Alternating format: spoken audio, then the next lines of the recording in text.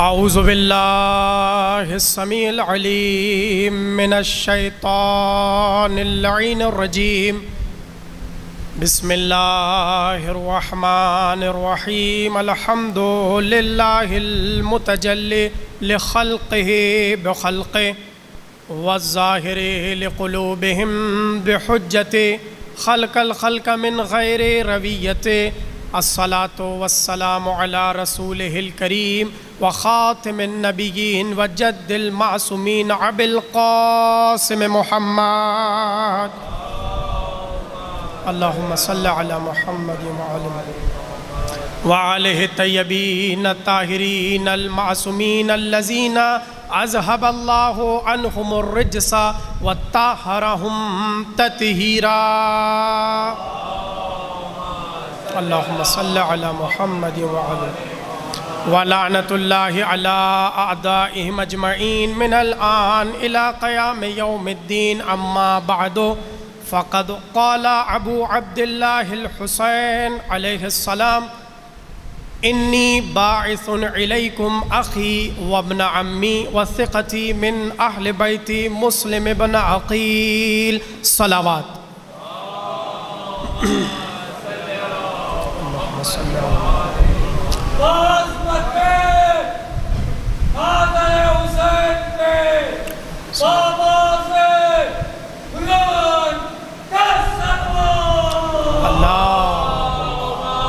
صلی علی محمد وعلی محمد۔ مجلس شہادت سفیر حسین حضرت مسلم ابن عقیل اور حضرت کے شہزادوں کی شہادت کی مناسبت سے یہ شب عزا منعقد ہے۔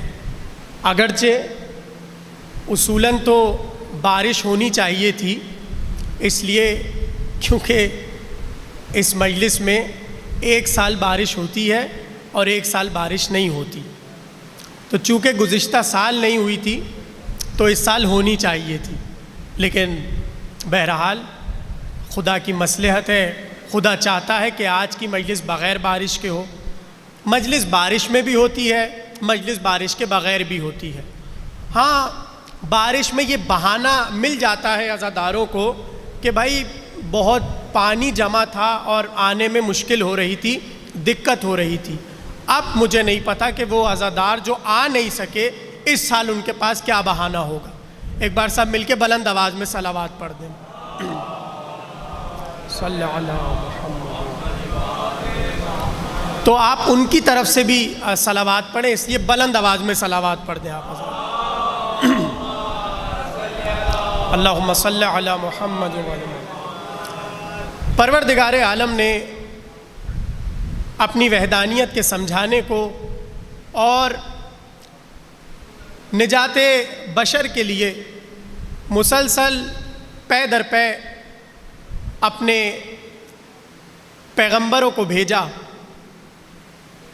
کئی ہزار انبیاء اللہ نے بھیجے صرف اس لیے کہ انسان کو اس کا مقصد تخلیق بتا دیا جائے۔ ہر نبی آتا اور امت کے درمیان آ کر وہی وعظ کرتا، وہی نصیحتیں کرتا، وہی پیغام دیتا جو پیغام اللہ نے اپنے انبیاء پر بھیجا۔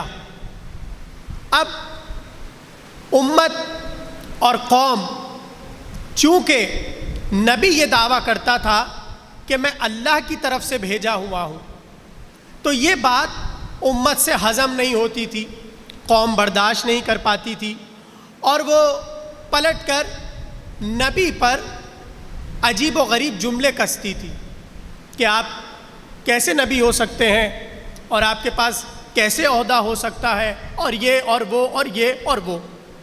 نبی جب بھی اللہ کا پیغام سناتا، قوم پیغام سننے کو تیار نہیں تھی، مگر نبی اپنے کام سے، اپنے مقصد سے ایک آن پیچھے نہیں ہٹے۔ اب بیٹھ کے امت رات کو جب اپنے کاموں سے فرصت ہو جاتی تھی تو سازشیں کرتی تھی، یار یہ ہم اتنا منع کرتے ہیں مگر یہ تو اپنے پیغام سے رکتے ہی نہیں ہیں، تو اب بتاؤ کیا کریں؟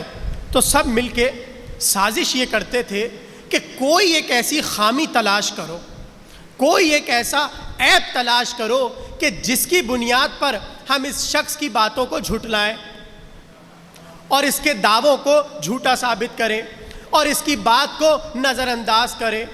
تو سب بیٹھ کے یہی کہتے تھے، لاکھ کوشش ہم کرتے ہیں کہ کوئی عیب تلاش کر لیں، کوئی ایک خطا دیکھ لیں، مگر ہمیں نہ کوئی خطا نظر آتی ہے نہ کوئی عیب نظر آتا ہے۔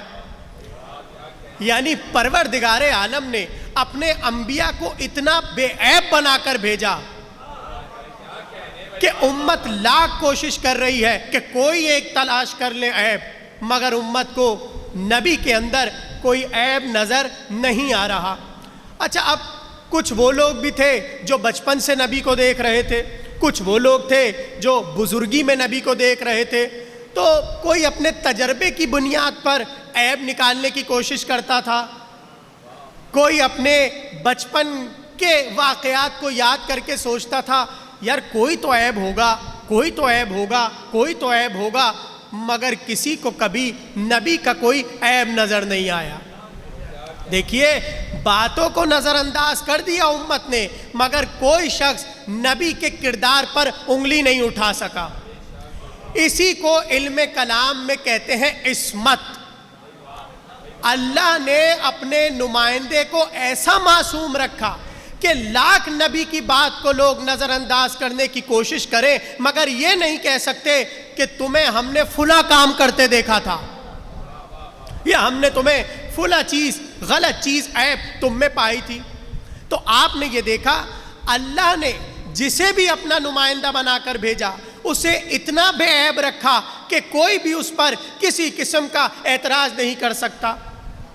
اور اعتراض ہو بھی کیوں؟ اس لیے کیونکہ نبی نے، انبیاء نے، ائمہ نے اپنے کردار کو ایسا پاکیزہ رکھا۔ اب تقریر شروع ہو رہی ہے اور ذرا غور سے سنیے گا، علم کلام کی بحث ہے مگر بہت آسانی سے میں بیان کر رہا ہوں۔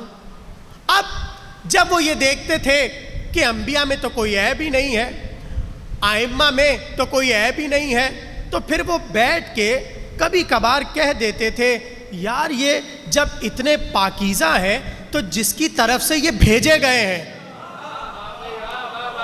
جس کی طرف سے یہ انبیاء، یہ ائمہ بھیجے گئے ہیں، وہ کتنا سبحان ہوگا۔ پتہ چلا اللہ نے عصمت معصوم کے ذریعے اپنی حمد کرا لی۔ اللہ نے عصمت معصوم کے ذریعے، انبیاء کی عصمت کے ذریعے، ائمہ کی عصمت کے ذریعے اپنی حمد کرا لی۔ تو بہت سی زندگی میں ائمہ اور انبیاء کی ایسی صفات پائی جاتی ہیں کہ جن صفات کی بنیاد پر اللہ کی حمد ہوتی ہے۔ اب مجھے نہیں پتا وہ کیسے لوگ ہیں جو فضائل اہل بیت سن کے کہتے ہیں غلو ہو رہا ہے، مگر وہ یہ نہیں دیکھ رہے ان فضائل کی بنیاد پر اللہ کی حمد ہو رہی ہے۔ آپ کہیں گے کوئی مثال دیجئے، میں سامنے کی مثال دیتا ہوں۔ مولا علی علیہ السلام، صلوات پڑھے حضرت کی شان میں، صلی علی محمد وعلی محمد۔ مولا پہنچے، خبر ملی یہ مر گیا، اسے جلانا ہے، اسے اٹھانا ہے۔ روتی روتی ماں آئی اور کہنے لگی کچھ کیجئے، ایک ہی میرا بچہ تھا، اگر اس کی زندگی بچ جائے تو میں اجڑنے سے بچ جاؤں گی۔ مولا نے کہا اچھا۔ یہ مولا نے ٹھوکر ماری اور وہ اٹھ گیا۔ توجہ، یہ واقعات آپ کے سنے ہوئے ہیں۔ مولا نے ٹھوکر ماری اور وہ اٹھ گیا۔ اب جیسے ہی وہ اٹھا اس نے چاروں طرف سب کو دیکھا اور بس وہ کہنے والا تھا کہ یہی ہے۔ بھائی دیکھیں، اب ذرا آپ میرا ساتھ دے دیں، وہ فوراً سے الوہیت کا دعویٰ کرنے والا تھا کہ یہی ہے جس نے مجھے جلایا ہے، جس نے مجھے حیات دی ہے، اور جو جلائے حیات دے وہ خدا ہوتا ہے۔ تو کتنا قریب تھا، وہ فوراً یہ کہتا کہ یہ خدا ہے۔ وہ کہنے ہی والا تھا، علی سجدے میں چلے گئے۔ ابھی وہ کہنے والا تھا کہ علی سجدے میں چلے گئے۔ جیسے ہی علی سجدے میں گئے، اب اس نے لوگوں کو دیکھ کر پوچھا یہ کیا ہو رہا ہے؟ کہا سجدہ ہو رہا ہے۔ کہا یہ کیوں سجدہ کر رہے ہیں؟ کہا یہ اپنے خدا کو سجدہ کر رہے ہیں۔ تو جیسے ہی لفظ خدا سنا تو اس نے کہا اچھا اس کا بھی کوئی خدا ہے۔ تو جب یہ علی ایسا ہے اس کا جلی کیسا ہوگا؟ جب یہ علی ایسا ہے اس کا جلی کیسا ہوگا؟ تو میں نے جملہ کیا کہا تھا؟ معصومین کی عصمت میں بھی حمد الہی ہے. تو جب عصمت میں حمد الہی ہے تو کیا معجزوں میں حمد الہی نہیں ہوگی؟ جس طرح عصمت میں حمد الہی اس طرح معجزے میں حمد الہی.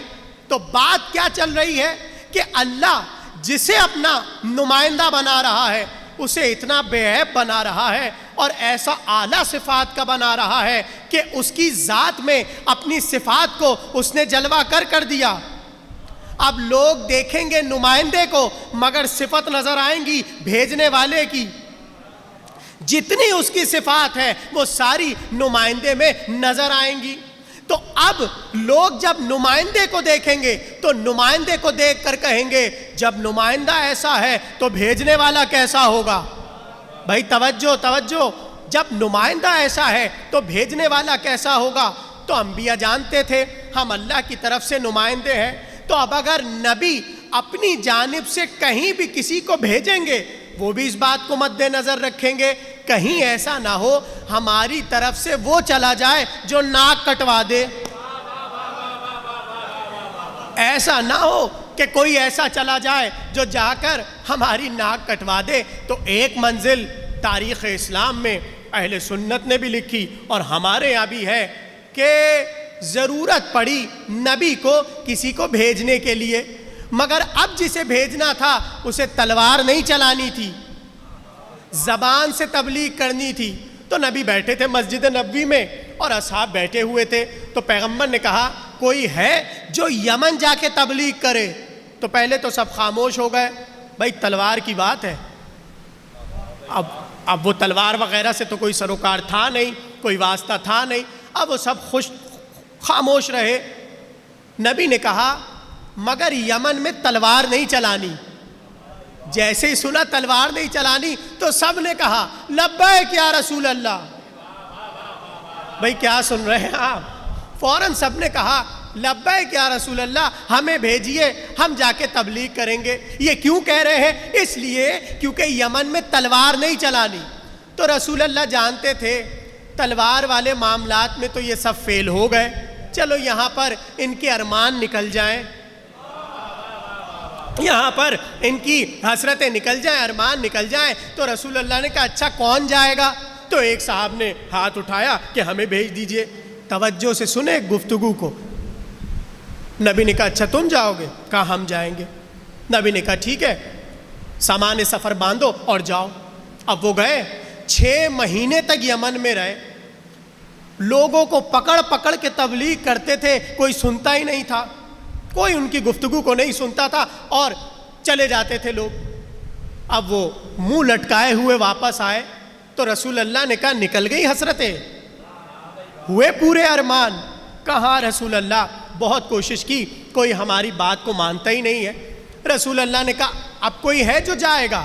تو ایک اور صاحب نے ہاتھ اٹھایا ہمیں بھیج دیجئے. رسول اللہ نے کہا جاؤ. اب وہ گئے اور وہ بھی چند مہینوں بعد منہ لٹکائے ہوئے آ گئے. ایسے کئی لوگ کہتے رہے ہمیں بھیجیے نبی بھیجتے رہے. ایک منزل ایسی آئی کہ نبی نے مسجد میں کہا یہ کام تم سب کا نہیں ہے اور یہ کہہ کے فوراً سے کہا علی. فوراً سے مولا کو آواز دی. علی دوڑتے دوڑتے آئے کہا جی یا رسول اللہ. رسول اللہ نے کہا اے علی یمن جانا ہے مگر ذوالفقار نہیں چلانی. یعنی علی کو نبی نے بتا دیا اب ذوالفقار ہاتھوں سے نہیں چلانی زبان سے چلانی ہے. اب ذوالفقار زبان سے چلانی ہے. علی نے کہا یا رسول اللہ اجازت دیجئے ہم جائیں. نبی نے کہا جاؤ علی جاؤ.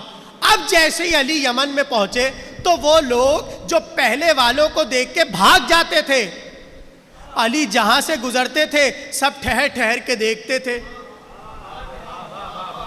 سب ٹھہر ٹھہر کے علی کو دیکھتے جاتے تھے اور جیسے ہی علی نے ایک بار خطبہ پڑھنا شروع کیا تو سب محو حیرت میں تھے اور علی کو مسلسل سنتے جاتے تھے. جیسے ہی علی نے خطبہ مکمل کیا تو سب نے کہا لا الہ الا اللہ محمد الرسول اللہ علی ولی اللہ. یہ لکھا ہے کتابوں میں، اللہ کی وحدانیت کی گواہی دی، رسول کی رسالت کی گواہی دی اور علی کی ولایت کی گواہی دی۔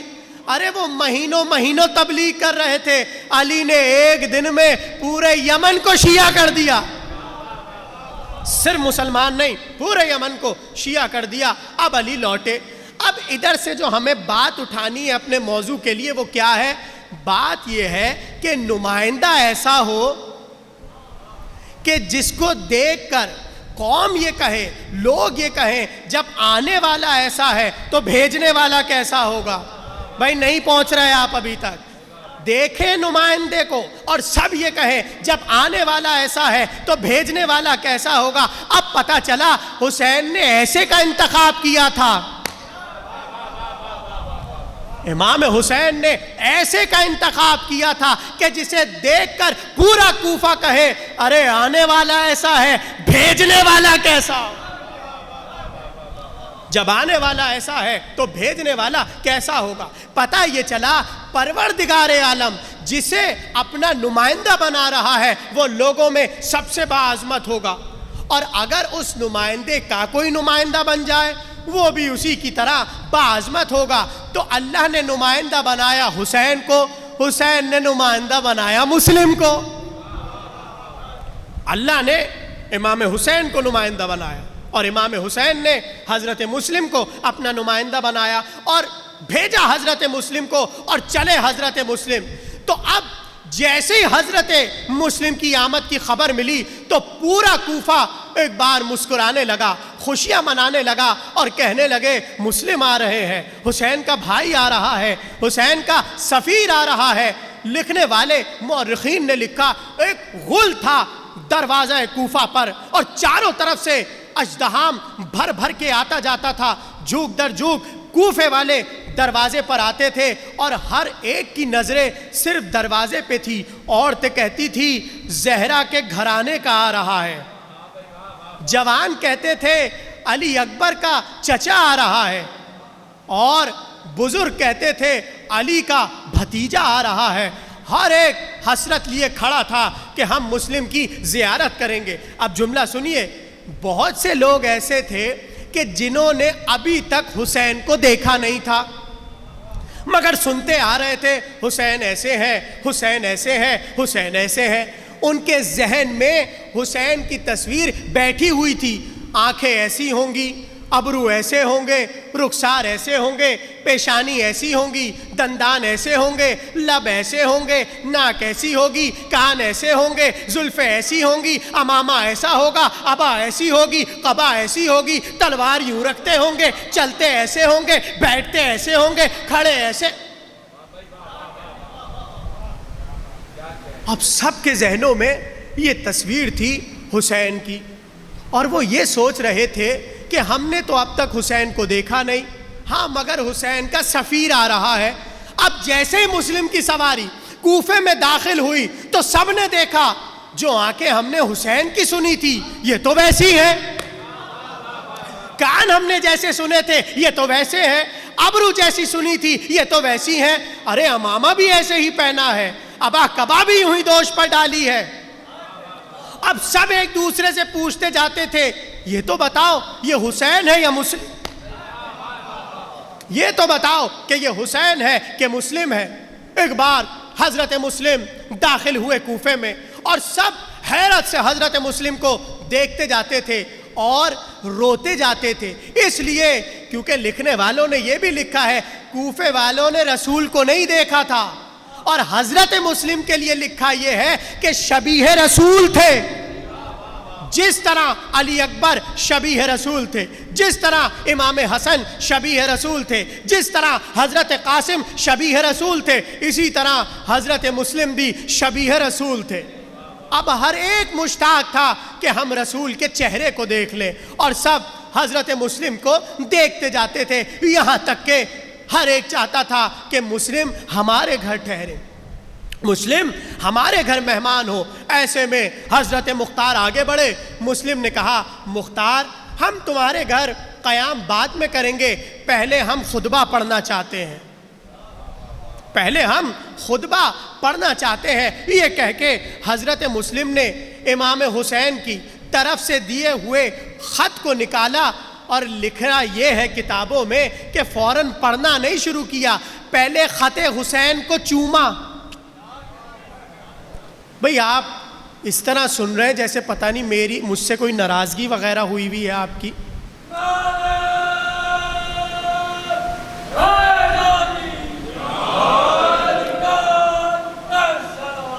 اللہم صلی علی محمد وعلی۔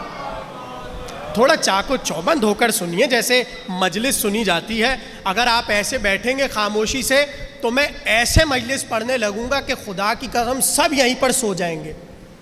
اگر آپ اس طرح بالکل خاموشی سے اور سستی میں مجلس پڑھیں گے تو میں آپ سے زیادہ سست ہو جاؤں گا۔ تو اگر آپ چاہتے ہیں کہ میں سست نہ ہوں تو سب مل کے بلند آواز میں صلوات پڑھیں، مجلس کا ماحول بنا۔ محمد و آل محمد۔ تو ایک بار حضرت مسلم نے خط نکالا، جیسے ہی خط نکالا خط کو بوسہ دیا اور پڑھنا شروع کیا۔ کہتے ہیں جیسے ہی خط حضرت مسلم نے پڑھا لوگ حیران تھے، لوگ پریشان تھے، اور کتنے ہی لوگ ایسے تھے کہ خط سن سن کے روتے جاتے تھے، آنکھوں میں سب کے آنسو بھر چکے تھے اور آنسو مسلسل گرتے جاتے تھے۔ تو اب میں آپ سے یہ سوال کروں، یہ سب خط سن کے رو کیوں رہے ہیں؟ اب دیکھیے یہ ہے ایک علم، اور وہ علم یہ ہے کہ لفظوں میں آواز کے ذریعے جان ڈالنا، لفظوں میں آواز کے ذریعے جان ڈالنا۔ اب مثلاً یہ لکھا ہوا ہے امام کا نام، اب اسے پڑھنے کے کئی لہجے ہیں۔ کوئی پڑھے گا ایسے لہجے میں کہ لوگ سو جائیں گے، کوئی پڑھے گا ایسے لہجے میں کہ با اختیار درود آواز، بلند آواز میں درود نکل جائے گا۔ یعنی لفظ میں آواز کے ذریعے جان ڈالنا۔ اب میں جملہ کہوں، یہ سب مسلم کا خط پڑھنا سن کر رو کیوں رہے تھے؟ اس لیے کہ لفظ حسین کے تھے، آواز مسلم کی تھی۔ چونکہ حضرت مسلم حسین کے مزاج سے آشنا تھے، مسلم جانتے تھے اگر یہی خط حسین پڑھیں گے، مسلم جانتے تھے اگر یہی خط حسین پڑھیں گے تو کس طرح پڑھیں گے؟ ارے جیسے کوفے والے حسین کی آواز پر روتے ویسے ہی مسلم کی آواز پر روئے۔ یہ ہے علم۔ کیا ہے علم؟ لہجوں کا علم، اسے کہتے ہیں لہجوں کا علم، یعنی آپ اپنے لہجے کے ذریعے لفظوں میں جان ڈالیں۔ تو حضرت مسلم چونکہ حسین کے مزاج شناس تھے، اور یہ بات حسین بھی جانتے تھے کہ مسلم میرا مزاج شناس ہے، جو میں کروں گا وہی مسلم کرے گا۔ یعنی میں کہنا یہ چاہ رہا ہوں، دیکھیے اچھا نمائندہ وہی ہوتا ہے جو اسی طرح پیغام پہنچائے جیسا پیغام پہنچانے والے نے کہا ہوتا ہے کہ ایسے پیغام پہنچاؤ۔ تو حسین یہ جانتے تھے کہ مسلم ویسے ہی پیغام پہنچائیں گے جیسے میں پہنچاؤں گا، اس لیے مسلم کا انتخاب کیا۔ چونکہ آپ سمجھ ہی نہیں رہے نا، بالکل آپ سمجھ ہی نہیں رہے بات کو، تو میں آپ کو ایک مثال دیتا ہوں۔ دیکھیے یہ لفظ ہم آسانی سے کہہ دیتے ہیں حسین کے سفیر مسلم ابن عقیل، لیکن ہمیں ٹھہرنا چاہیے، رکنا چاہیے اور سوچنا چاہیے یہ مسلم ہی کیوں سفیر ہوئے؟ عباس کیوں سفیر نہیں ہوئے؟ علی اکبر سفیر کیوں نہیں ہوئے؟ محمد حنفیہ سفیر کیوں نہیں ہوئے؟ عبداللہ ابن جعفر طیار سفیر کیوں نہیں ہوئے؟ ارے اس گھرانے کا تو جھولے میں لیٹا بچہ بھی سفیر ہو سکتا۔ اس گھرانے کی شان ایسی ہے کہ گہوارے میں لیٹا بچہ بھی سفیر ہو سکتا ہے، اس لیے کیونکہ مزاج امامت سے آشنا ہے۔ تو امام حسین نے یہ حضرت مسلم ہی کا انتخاب کیوں کیا؟ تو اس کی کئی وجوہات ہیں۔ اگر میں آپ کو وجہ بتانے لگوں تو رات گزر جائے، مگر پھر بھی گفتگو پوری نہ ہو سکے کہ مسلم ہی کو منتخب کیوں کیا۔ ایک مثال میں دیتا ہوں، اگر آپ میرا ساتھ دیں اور سمجھنے کی کوشش کریں۔ مثال ایسی ہے، بچے بھی سمجھ جائیں گے، جوان بھی سمجھ جائیں گے، بزرگ بھی سمجھ جائیں گے۔ سننا چاہتے ہیں آپ سب؟ اب سنیے، کسی کا خدا نخواستہ دل میں مرض ہو گیا، کسی کے دل میں دل خراب ہو گیا۔ اب ڈاکٹر نے کہا کہ بھائی دل کا آپریشن ہوگا، اور ایک مقررہ وقت دے دیا کہ اگر اس وقت یہ آپریشن نہیں ہوا تو آپ کی جان چلی جائے گی، اس لیے کیونکہ دل کا معاملہ بڑا نازک ہوتا ہے۔ ڈاکٹر نے کہہ دیا یہ وقت آپ کے آپریشن کا ہے، اگر اس وقت پر آپریشن نہیں ہوا تو آپ مر جائیں گے۔ اب گھر والے جلدی پریشان حالی میں فوراً سے انتظام کرتے ہیں کہ مقررہ وقت پر ہمارے گھر والے کا، مریض کا آپریشن ہو جائے۔ اب ذرا فرض کیجئے معاملات سارے طے ہو گئے اور جو وقت ہے آپریشن کا وہ مقرر ہو گیا، اور آپریشن تھیٹر میں مریض لیٹا ہوا ہے اور ڈاکٹر کا انتظار ہو رہا ہے کہ بس یہ جیسے ہی مقررہ وقت ہوگا ڈاکٹر آئے گا اور آپریشن کر دے گا۔ اچانک سے ڈاکٹر کی کال آ جائے، بھائی راستے میں پھنس گیا اور آنے کی امید نہیں ہے، بڑی کوشش کر رہا ہوں آنے کی مگر آ نہیں سکتا۔ تو اب کیا کرے ڈاکٹر صاحب؟ وقت آ گیا، اگر آپ اس وقت پہ نہیں آئے تو ہمارا مریض تو مر جائے گا۔ تو اب میں آپ سے سوال کروں، کیا وہ ڈاکٹر جعفر طیار کی کسی گلی کے کلینک کے ڈاکٹر کو بھیجے گا آپریشن کے لیے؟ بھئی ہاں یا نہ ہی کر دیجئے۔ نہیں بھیجے گا نا۔ کیوں نہیں بھیجے گا؟ اس لیے کیونکہ معاملہ ہے نازک۔ وہ ڈاکٹر کم از کم اسے بھیجے گا جس پہ اسے یقین ہو، جو کام میں کر سکتا ہوں ویسا کام وہ اسے بھیجے گا جس پر اسے یقین ہو، جیسا کام میں کر سکتا ہوں ویسا کام وہ کر سکتا ہے۔ ارے حسین جانتے تھے کوفے والوں کے دل مر چکے ہیں، سخت ہو چکے ہیں، میرا فوراً جانا وہاں پر مناسب نہیں ہے، مگر ان کے دلوں کا علاج ضروری ہے۔ کسی ایسے طبیب کو بھیجنا پڑے گا جو ان کے دلوں کو ویسے ہی جلائے جیسے میں وہ ان کے دلوں کو یوں ہی جلائے جیسے میں جلا سکتا ہوں۔ اب پتا چلا حسین نے مسلم کو کیوں بھیجا۔ حسین کو اتنا یقین تھا مسلم پر، جیسے دلوں کا علاج میں کر سکتا ہوں ویسے ہی مسلم کر سکتا، جیسے علاج میں کر سکتا ہوں ان کے مردہ دلوں کا ویسے ہی علاج میرا مسلم کر سکتا ہے۔ اس لیے حضرت مسلم سفیر بن کر آئے حسین کے، اور میں نے بتا دیا کہ نمائندے میں بھیجنے والے کی صفات ہوتی ہیں، تو حسین تو ہے معصوم، امام حسین معصوم ہے۔ اسی پہ تو اتنی دیر سے میں رو رہا ہوں شروع سے کہ معصوم عصمت کیا ہے اور عصمت ہونا کتنا ضروری ہے۔ ہاں تو اب امام حسین تو ہے معصوم، تو اب امام حسین جسے بھیجیں گے اگر اس کا کوئی عیب لوگوں کے سامنے ہو، یا لوگ اس کے کسی بھی ایک ایسی فعل کو جانتے ہو جو عصمت کے منافی ہو، جو عصمت کے خلاف ہو، تو وہ اعتراض مسلم پر نہیں کریں گے، حسین پر کریں گے۔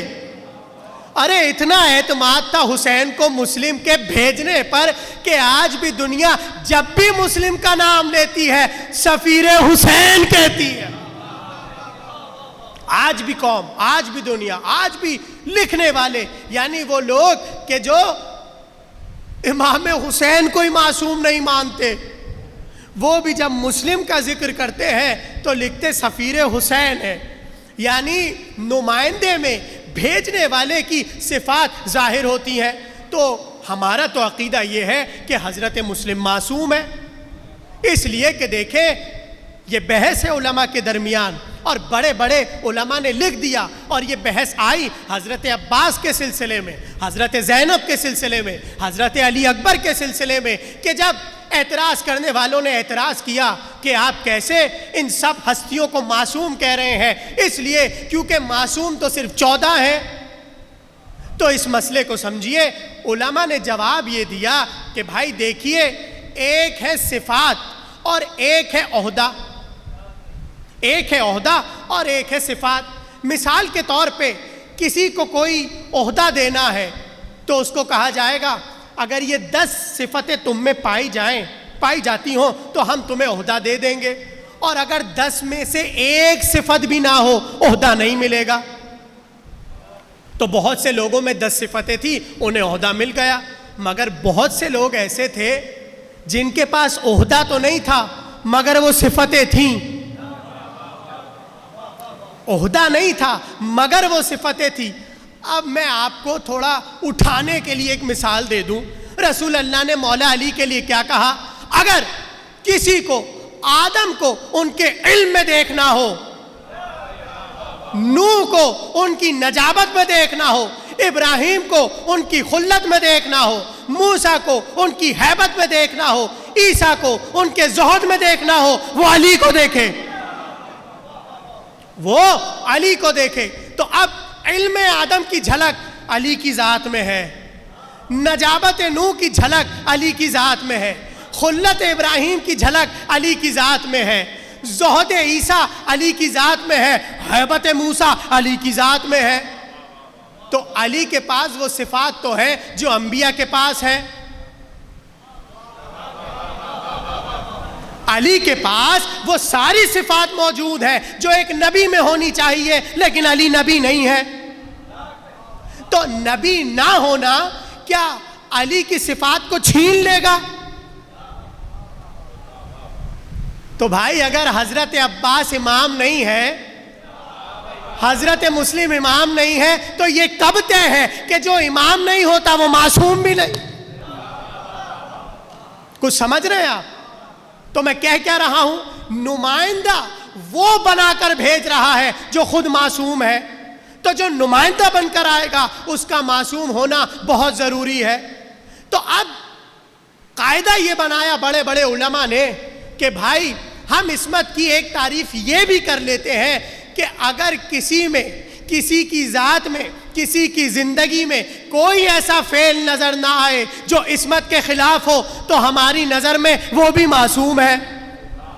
تو اب یہ جو اتنے بدعقیدہ پھر رہے ہیں جنہیں جلن ہو جاتی ہے، حضرت عباس معصوم کیسے، حضرت زینب معصوم کیسے، حضرت مسلم معصوم کیسے؟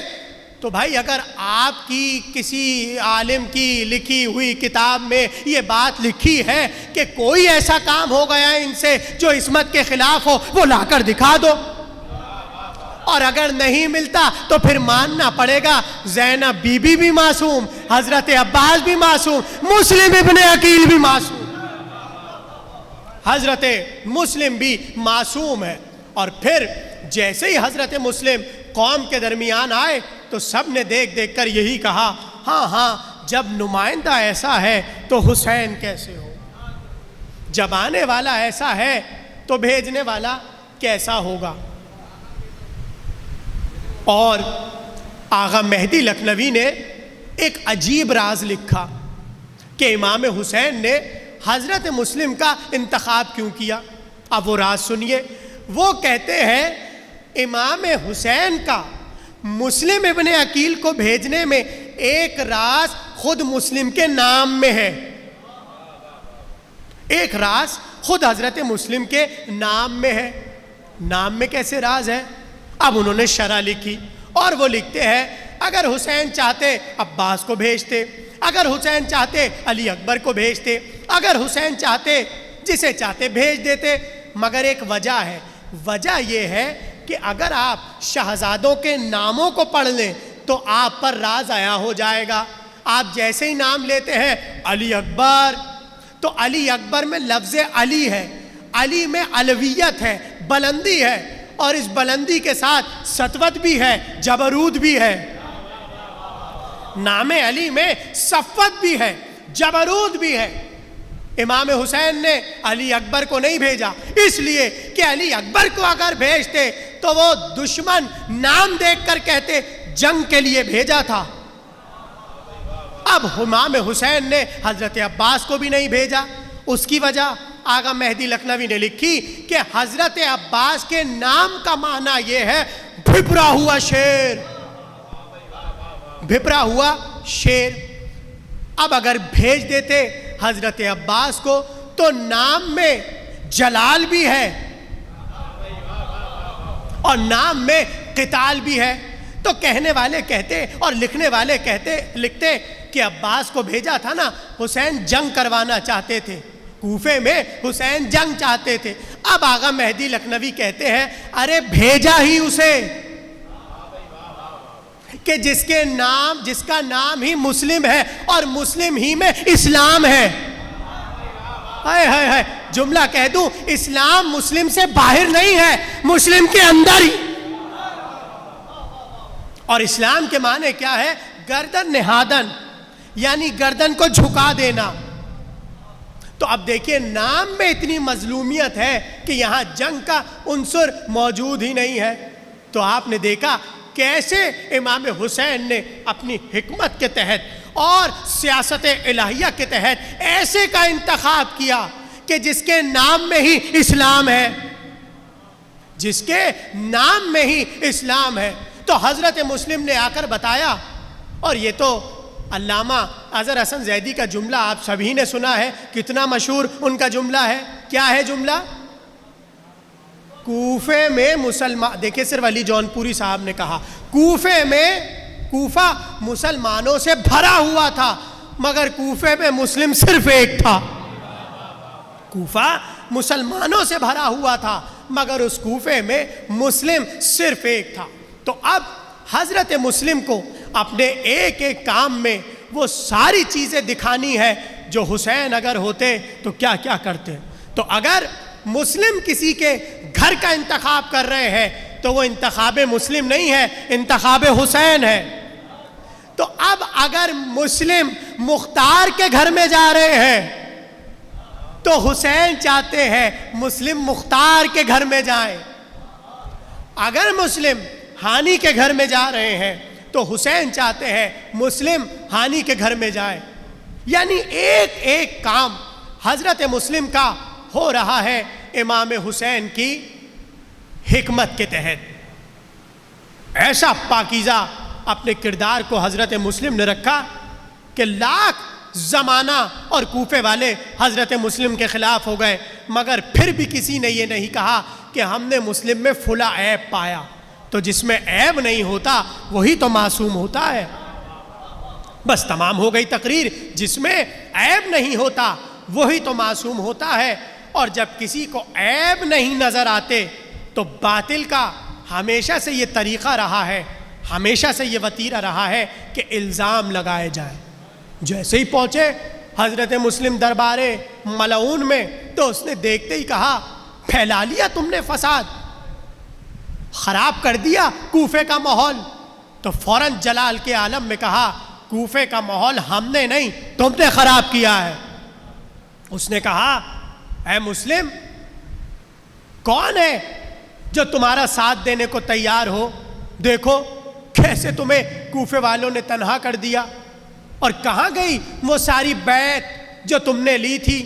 تو حضرت مسلم نے فوراً سے کہا میں نے جو بیعت لی تھی وہ خدا کے لیے لی تھی، میں نے جو بیعت لی تھی وہ حسین کے لیے لی تھی۔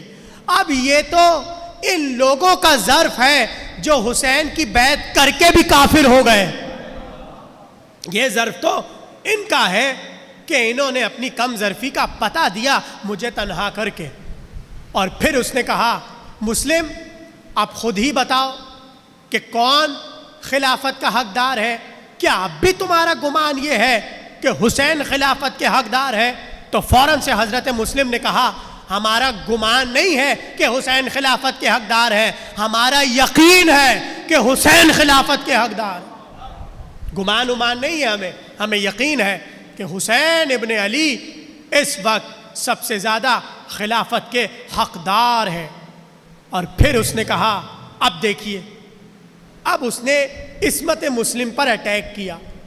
اس نے کہا مسلم، بڑا تم کوفے میں آ کے تقوی کی فریادیں کر رہے ہو، معاذ اللہ کوفے میں تو بیٹھ کر تم شراب پیتے تھے، اب اس نے عصمت پر حملہ کیا. دیکھیں تقریر عصمت سے شروع ہوئی تھی اور عصمت پر ختم ہو رہی ہے.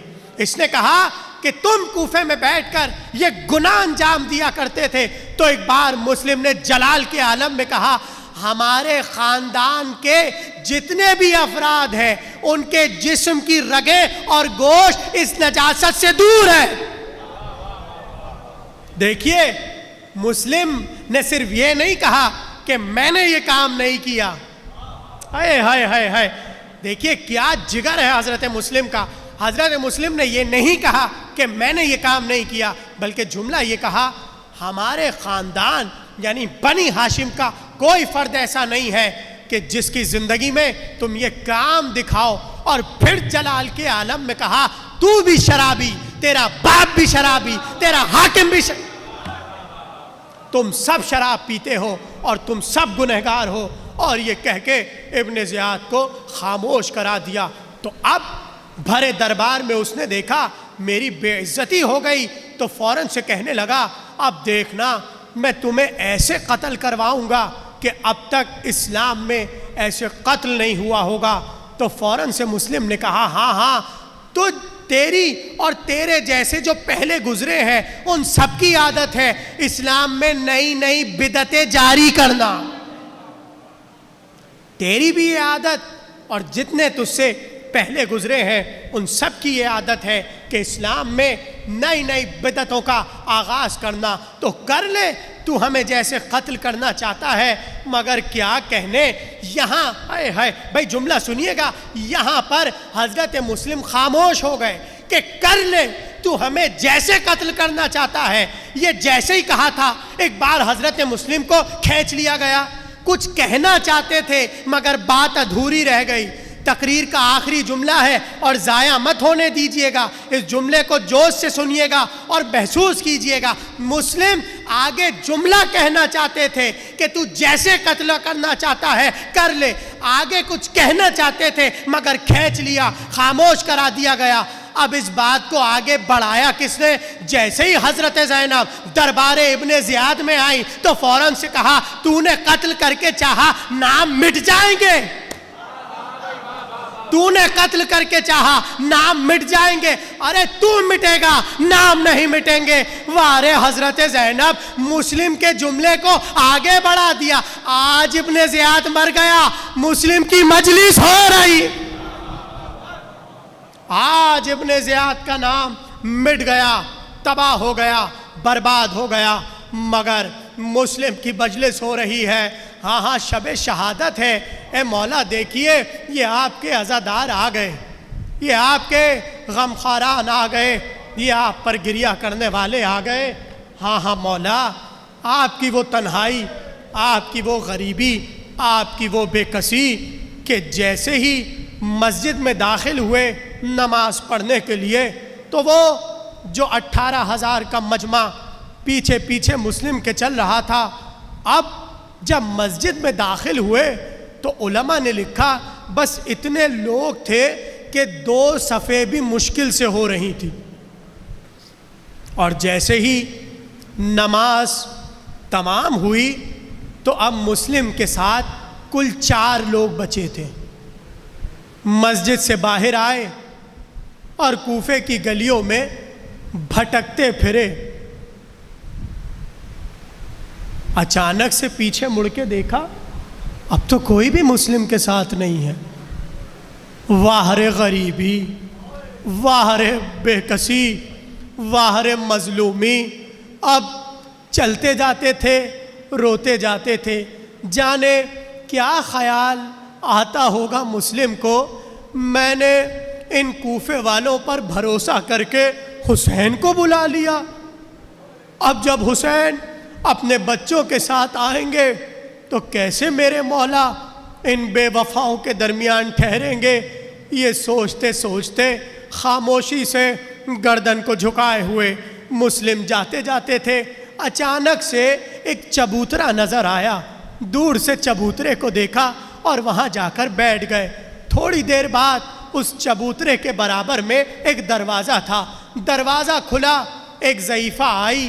اس نے جیسے ہی مسلم کو دیکھا کہنے لگی کون ہو تم اور کیوں بیٹھے ہو یہاں پر؟ جیسے بڑھیا کو دیکھا مسلم نے سلام کر کے کہا کیا ایک جام آب کیا ایک جام آب مل جائے گا؟ بس یہ سننا تھا۔ وہ دوڑتی ہوئی اندر گئی اور ایک جام آب حضرت مسلم کے سامنے رکھ دیا۔ حضرت مسلم نے پانی پیا، وہ عورت چلی گئی۔ کچھ دیر بعد وہ پھر واپس دروازے پہ آئی، دیکھا گردن کو جھکائے ہوئے ابھی تک مسلم وہیں پر بیٹھے ہوئے ہیں۔ تو ایک بار عورت نے فکر مندی کے لہجے میں کہا ارے کیوں بیٹھے ہوئے یہاں پر؟ کیا تمہیں پتہ نہیں ہے چاروں طرف ناکہ بندی ہے؟ ارے دشمن کسی کا پتہ ڈھونڈ رہے ہیں اور دشمن ختم کرنا چاہتے ہیں مسلم ابن عقیل کو۔ ارے چاروں طرف سناٹا ہی سناٹا ہے، جاؤ جاؤ اپنے گھر کو چلے جاؤ، کہیں ایسا نہ ہو تم بے موت مارے جاؤ۔ ایک بار مسلم خاموشی سے بیٹھے رہے۔ عورت نے کہا اے آنے والے تم جاتے کیوں نہیں ہو؟ ایک بار رو کر کہا میں کہاں جاؤں، میرا کوئی گھر نہیں ہے۔ یہ جملہ سننا تھا تو رو کر کہنے لگی ارے کیوں؟ تمہاری ماں بہنیں پریشان ہو رہی ہوں گی، تمہاری زوجہ تمہارا انتظار کر رہی ہوگی۔ رو کر کہنے لگے نہ کوئی زوجہ یہاں ہے، نہ کوئی بہن یہاں ہے، نہ کوئی بیوی یہاں ہے۔ ایک بار رو کر کہا تمہارا نام کیا ہے؟ رو کر کہا میں غریب مسلم ابن۔ اپنی آوازوں کو آزاد چھوڑ دیجئے، اس لیے کہ ابھی آپ کے درمیان 3 تابوت آئیں گے، ایک مسلم کا تابوت اور ایک بچوں کو تابوت۔ سن لو مصائب کے جملے، سن لو اور گریے کی آوازوں کو بلند کر دو۔ آج شب شہادت ہے نا۔ ایک بار عورت نے کہا آئیے آئیے میرے گھر تشریف لائیے، میرے گھر آرام کیجئے۔ حجرہ خالی کیا، مسلم وہاں پر گئے اور حجرے میں رات بھر تسبیح کرتے رہے، تمجید کرتے رہے۔ تحلیل و تمجید کی آوازیں مسلسل حجرے سے آ رہی تھی کہ اچانک سے مسلم کی آنکھ لگ گئی۔ اب جو آنکھ کھلی تو رو کر کہا اے چچا مولا علی میں جلد آپ کے پاس آ رہا ہوں۔ ارے خواب میں مولا علی کو دیکھا تھا، علی کہہ رہے تھے اے مسلم بہت در بدر کی ٹھوکریں کھا لی، ہم تمہیں لینے آ گئے۔ بس اچانک سے ابھی مسلم نے یہ جملہ کہا تھا کہ باہر گھوڑوں کی ٹاپوں کی آوازیں آئی، گھوڑوں کی ٹاپوں کی آوازوں کا سننا تھا۔ ایک بار مسلم اٹھے اور جیسے ہی حجرے سے باہر آئے تو آنے ہاتھوں کو جوڑ کر کہا مولا مجھے معاف کر دیجئے، میرے بیٹے بلال نے آپ کا پتہ دے دیا، مولا آپ میرے گھر ٹھہریے، میں اپنا گلا تلوار کے نیچے رکھ لوں گی مگر آپ کو قتل ہونے نہ دوں گی۔ ایک بار مسلم نے دیکھا تو کا گھر لوگ پیٹنے لگے اور آگ کے شعلے تو کے دروازے پر جلانے لگے۔ رو کر مسلم نے اپنی تلوار کو حمائل کیا، حمائل سے نکالا اور دروازے کی طرف بڑھے۔ رو کر کہنے لگی اے مولا مت جائیے، یہ آپ کو مار دیں گے۔ رو کر کہا اے تو ہم بنی ہاشم کی غیرت برداشت نہیں کرتی، ہمارے ہوتے ہوئے کوئی آگ لے کر گھر کے اندر آ جائے، میں کہوں گا مسلم ارے علی کا گھر چلتا رہا۔ زہرا دروازے کے پیچھے تھی مگر وہر مظلومیت علی ہاں ہاں ایک بار تلوار لے کے دروازے سے باہر آئے اور ایسی جنگ کی کہ آج تک کوفے میں مسلم کی جنگ مشہور ہے۔ جب بہت جنگ کر چکے ایک بار بکر نے اپنی تلوار کو نکالا اور مسلم کے ہونٹوں پر وار کیا۔ ارے ہونٹ کٹ کر دانت مسلم کے اندر کی طرف بڑھ گئے اور ایک بار آنکھوں سے مسلسل آنسو جاری تھے۔ کوئی پتھر پھینکتا تھا، کوئی آگ کے شعلے پھینکتا تھا، کبھی مسلم کا امامہ جلتا تھا، کبھی مسلم کی قبا جلتی تھی، کبھی مسلم کی ابا جلتی تھی، مگر پھر بھی تلوار کو چلاتے جاتے تھے۔ ایک بار ابن زیاد ملعون نے کہا محمد بن اشعث کو کہ بس کسی طرح بھی اسے گرفتار کر لو۔ بالآخر مسلم گرفتار ہو گئے۔ جیسے ہی ہاتھوں میں رسیاں بندھی، چہرے کو جھکائے ہوئے روتے روتے جانے لگے किसी ने बढ़कर कहा, अरे तुम तो अली के भतीजे हो, तुम तो बड़े शुजा हो, हुसैन के भाई हो, अब्बास के भाई हो, क्या मौत से डर रहे हो? रोकर कहा, मैं मौत से नहीं डर रहा, अरे मैं डर यूं रहा हूँ, मैंने हुसैन को खत लिख दिया था, मौला आ जाइए, ज़ैनब को भी ले आइए, उम्मे कुलसूम को भी ले आइए। अरे ये जालिम जब मेरा ये हाल करते हैं, ज़ैनब का क्या, ये जालिम ज़ैनब का क्या हाल करेंगे? बस तकरीर तमाम हो रही है, एक बार मुस्लिम दरबार में आए और तुमने सुन लिया, इब्ने ज़ियाद ने कहा ऐसे कत्ल करना कि अब तक किसी को ऐसे कत्ल ना किया गया हो। दारुल अमारा की छत पर मुस्लिम को ले जाने लगे। जब मैं कहूँगा ताबूत उसी वक्त आएगा, आप अपनी आवाज़ों को आज़ाद छोड़ दीजिए, अभी बच्चों के भी मसाइब सुन रहे हैं। एक बार जैसे ही दारुल अमारा पर मुस्लिम को लाया गया, रस्सियों से बांधा हुआ था, और जैसे ही कोठे पर आए तो एक बार मुस्लिम ने लोगों को देखा, बाजारों में खरीदारी हो रही है, लोग अपना सामान खरीद रहे हैं। हाँ, कूफे में ईद की तैयारी थी, अरे ईद मनानी थी कूफियों को। एक बार मुस्लिम ने सबको देखकर कहा, ए कूफे वालों, हम पर सितम हुए, हमने सह लिए, हम पर जुल्म हुए, हमने सह लिए, हमें बांधा गया, हमने सह लिया, हम तन्हा हुए, हमने सह लिए, बस मेरी एक फरियाद याद रखना, तुम ईद मना रहे हो, अपने बच्चों के साथ सामाने ईद खरीद रहे हो। अरे जब मैं कूफे में आया था अपने तो बच्चों के साथ इस कूफे में आया था, अरे वो मुझसे बिछड़ गए। कल जब अपने बच्चों को प्यार करना, मेरे बच्चों को ना भूल, मेरे बच्चों को फरामोश न करना। बस तकरीर के आखिरी जुमले, मारे गए मुस्लिम मगर बच्चे कैद हो गए। मुसलसल कैद में बच्चे फरियाद करते जाते थे, रोते जाते थे।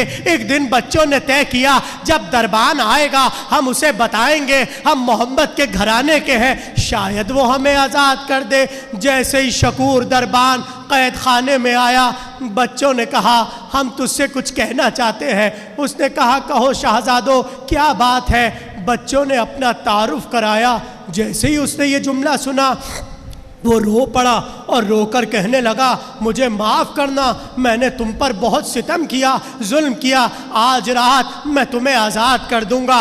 बहुत रोएंगे आप, बहुत गिरिया करेंगे आप, क़यामत के जुमले हैं, औलाद वाले बैठे हो, जुमलों को महसूस करना। रात आई, उसने बच्चों को आज़ाद कर दिया। अब बच्चे दिन भर दरख्तों की छाँव में और दरख्तों के ऊपर पनाह लेते थे और रात को सफ़र करते थे। एक रात ऐसी आई, बच्चे एक दरख्त पर जाकर छुप गए। सुबह हुई तो तो जैसे ही सुबह हुई तो एक औरत थी कि जो अहले बैत की चाहने वाली थी। उस औरत की कनीज़ थी जो पानी भरने रोज़ तालाब पर जाती थी। आज जैसे ही ये कनीज़ तालाब पर पानी भरने आई, इसने तालाब में दो फूलों को देखा, दो चांद से चेहरों को देखा। एक बार अपनी नज़रों को उठाया और बच्चों को कहने लगी, अरे शहजादो, कौन हो तुम? आओ नीचे आओ। बच्चों ने नरमी देखी तो जल्दी से नीचे उतर आए, चेहरों को झुकाए हुए थे। औरत ने पूछा, कौन हो तुम? कहाँ के रहने वाले हो? बच्चों ने अपना तारुफ कराया। जैसे ही उसने जुमले सुने, कहने लगी, मेरी मालिका आले मोहम्मद की चाहने वाली है, चलो तुम घर चलो, वो तुम्हारा इकराम करेगी, वो तुमसे प्यार से पेश आएगी। बस अब गिरिए की आवाज़ें बुलंद हो। एक बार वो बच्चों को लेकर घर में आई। जैसे ही ज़ईफ़ा ने बच्चों को देखा, कनीज़ से पूछा, ये किसके बच्चे हैं? ज़रा करीब तो लाओ। बच्चे जैसे ही करीब आए, उसने कहा, अरे फूल से चेहरे, कुर्ते फटे हुए, मासूम से चेहरे सहमे हुए, ये इनके लब इतने खुश क्यों हैं? कहा प्यासे हैं, भूखे हैं। कहा अच्छा खाना लाओ। बच्चे खाना खा चुके। कहा बताओ तुम कौन हो? बच्चों ने अपना तारुफ कराया। جیسے ہی پتہ چلا آل محمد کے گھرانے والے ہیں، عورت نے گریہ شروع کیا، کہا بچوں اب تم ہمارے مہمان ہو۔ اس نے کنیز سے کہا حجرے کو خالی کراؤ، بچوں کو چھپا دو۔ بچے چھپ گئے، رات آئی، بچے بغل گیر ہو کر سو گئے۔ اب یہ بچے سو گئے اور اس ضعیفہ کا ایک شوہر تھا، یا کچھ کہتے ہیں داماد تھا، جس کا نام تھا حارث۔ ابن زیاد نے کہا تھا میرے دربار سے، میرے زندان سے مسلم کے بچے غائب ہو گئے، جو بھی بچوں کا پتہ دے گا اسے انعام ملے گا۔ یہ دن بھر دھوپ میں بچوں کو ڈھونڈتا جاتا تھا۔ اب جو رات کو تھکا ٹوٹا گھر پہ آیا، سو گیا، اس نے اچانک سے سوتے سوتے ایک آواز محسوس کی، رونے کی آواز۔ جیسے ہی رونے کی آواز آئی، یہ آواز کے پیچھے دوڑا۔ جیسے ہی دوڑا، اس نے حجرے کو دیکھا، حجرے میں دو بچوں کے رونے کی آوازیں آ رہی تھی۔ جیسے یہ قریب گیا، ضعیفہ کی آنکھ کھلی، وہ دوڑتی دوڑتی آئی، کہا ظالم حجرے کے قریب نہ جانا۔ وہ جانتی تھی یہ کتنا ملعون ہے، یہ کتنا شقی ہے۔ کہا بتاؤ یہ کس کے رونے کی آواز ہے؟ عورت نے کہا ہٹ جا، تو باہر چلے جا، جو رو رہا ہے رونے دے۔ اس نے کہا میں سمجھ گیا، یہ وہی بچے ہیں جنہیں میں تلاش کر رہا ہوں، مجھے معاف کرنا۔ مقتل نے لکھا ایک بار وہ حجروں کے قریب گیا اور اس نے بچوں کو ایسے پکڑا جیسے بچوں کو پکڑتے نہیں ہیں۔ ایک بار اپنے دونوں ہاتھ بچوں کی زلفوں میں ڈالے، کھینچنا شروع کیا۔ ارے بچے رو کر کہتے تھے یا علی یا علی۔ اس نے بچوں کو پکڑا اور ایک بار فرات کے کنارے آیا، اپنے غلام سے کہا ان کو ذبح کر دو۔ غلام نے کہا ہم نہیں کر سکتے۔ اپنے بیٹے سے کہا ذبح کر دو۔ اس نے کہا ہم نہیں کر سکتے۔ اس نے کہا اچھا تم ذبح نہیں کر رہے، ہم خود کرتے ہیں۔ ایک بار تلوار نکالی، ارے اتنے چھوٹے بچے تھے، جیسے ہی تلوار دیکھی ایک دوسرے سے لپٹ گئے۔ جب بڑے نے دیکھا چھوٹا تلوار سے ڈر رہا ہے، ایک بار آگے بڑھ کے کہا مجھے مار دے، بھائی کو نہ مارنا۔ چھوٹے نے کہا مجھے مار دے، بڑے بھائی کو نہ مارنا۔ بس یہ باتیں چل رہی تھی، ایک بار اس نے تلوار کو نکالا۔ ارے تلوار دیکھ کر بچوں نے کہا ہماری زلفیں کاٹ کر کوفے کے بازار میں بیچ دے، ہمیں قتل نہ کر۔ مگر وہ ظالم باز نہ آیا۔ اس نے ایک بار تلوار کو نکالا، بچوں کو قتل کرنا شروع کیا۔ ارے اب جو تلوار چلی، ایک کا سر کاٹا اپنے برابر میں رکھا، دوسرے کا سر کاٹا اپنے برابر میں رکھا، اور دونوں کے تن فرات میں بہا دیے۔ بس آخری جملہ سن لو، گریہ کر لو۔ کہتے ہیں وہ سر لے کر ابن زیاد کے پاس آیا۔ ابن زیاد نے کہا ارے تجھے ہم نے کہا تھا قتل نہ کرنا، زندہ لانا، تو نے قتل کر دیا۔ اور جیسے ہی بچوں کے چہرے دیکھے، اتنی بے دردی سے کھینچا تھا اس نے بچوں کے چہرے پر زلفوں کے بال پڑے ہوئے تھے۔ ایک بار وہ اٹھا، جلاد سے کہا اسے وہیں لے کے چلو جہاں بچوں کو مارا ہے، مجھے معاف کرنا۔ قیامت کے جملے ہیں۔ جیسے ہی ابن زیاد اس مقام پر پہنچا، حیران ہو گیا۔ اس نے دیکھا لہو کی دھاریں بہ رہی تھی، مگر ایک منظر دیکھ کر ابن زیاد بیٹھ گیا کہ خون کی دھاریں مجھے سمجھ آ گئی، مگر یہ بتا یہ ایڑیوں کے نشان مٹی پر کیسے ہے؟ اس نے کہا امیر جب میں نے تیز دھار سے بچوں کو ذبح کیا، ارے بچوں کے لاشیں تڑپتے تڑپتے یہاں سے وہاں، وہاں سے یہاں، ارے دریا پار ماتم حسین